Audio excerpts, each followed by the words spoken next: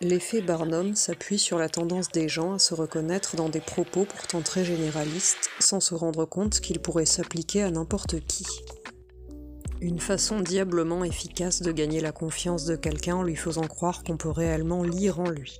D'autant que, bien souvent, on ne demande qu'à croire les bonnes choses qu'on va nous annoncer.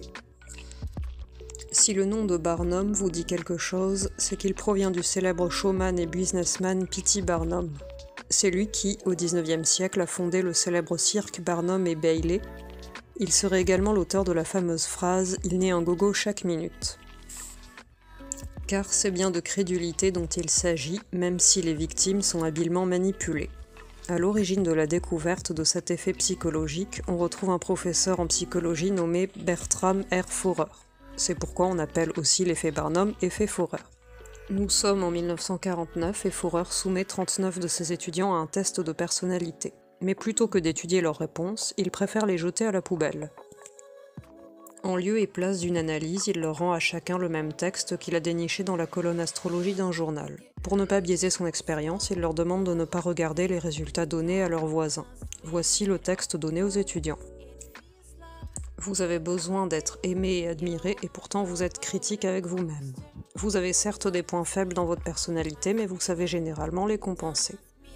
Vous avez un potentiel considérable que vous n'avez pas tourné à votre avantage. À l'extérieur, vous êtes discipliné et vous savez vous contrôler, mais à l'intérieur, vous tendez à être préoccupé et pas très sûr de vous-même. Parfois, vous vous demandez sérieusement si vous avez pris la bonne décision ou fait ce qu'il fallait. Vous préférez une certaine dose de changement et de variété et devenez insatisfait si on vous entoure de restrictions et de limitations. Vous vous flattez d'être un esprit indépendant et vous n'acceptez l'opinion d'autrui que dûment démontrée. Vous pensez qu'il est maladroit de se révéler trop facilement aux autres. Par moments, vous êtes très extraverti, bavard et sociable, tandis qu'à d'autres moments, vous êtes introverti, circonspect et réservé. Certaines de vos aspirations tendent à être assez irréalistes. Avouez que vous êtes aussi un peu ou beaucoup reconnu dans ces affirmations. Ensuite, Forer leur demande d'évaluer entre 0 et 5 la précision de ce compte-rendu sur eux. 0 correspond à pas du tout pertinent et 5 à tout à fait pertinent.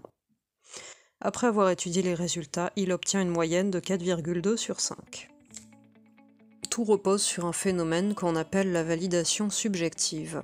Les gens croient facilement ce type de vérité sur eux-mêmes parce qu'ils veulent sincèrement qu'elle soit réelle. Ils aiment aussi être flattés et souhaitent se voir de manière positive, sentir qu'ils sont uniques en leur genre. En cela, de telles déclarations généralistes et implicitement positives ne font que les conforter dans leur idée d'eux-mêmes. Prenons le cas des voyants. Plus ils flatteront subtilement leur sujet et plus ces derniers se mettront à croire en leur pouvoir. L'effet Barnum est notamment ce qui rend possible le cold reading, une technique très utilisée par les pseudo-médiums.